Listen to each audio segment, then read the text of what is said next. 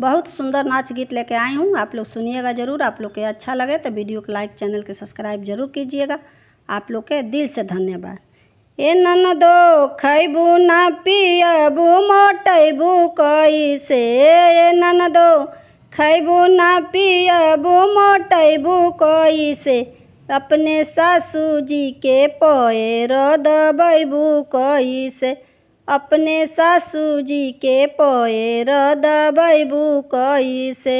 ए ननदो खैबू ना पियबू मोटैबू कैसे, ए ननदो खैबू ना पियबू मोटैबू कैसे, अपने सासू जी के पैर दबैबू कैसे, अपने सासू जी के पैर दबैबू कैसे।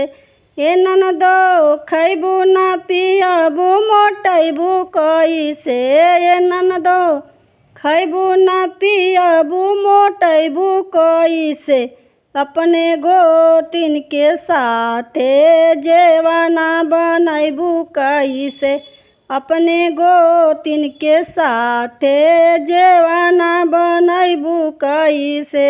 ए ननदो खैबू ना पियबू मोटैबू कैसे, ए ननदो खैबू ना पियबू मोटैबू कैसे, अपने गोतिन के साथे जेवाना बनैबू कैसे, अपने गोतिन के साथे जेवाना बनैबू कैसे।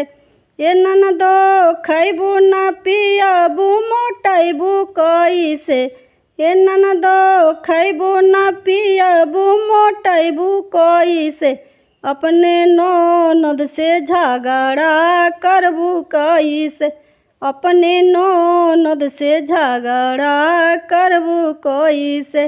ए ननदो खैबू ना पियबू मोटैबू कैसे, ए ननदो खैबू ना पियबू मोटैबू कैसे, अपने राजा जी के बिस्तर पर लौटैबू कैसे, अपने राजा जी के बिस्तर पर लौटैबू कैसे।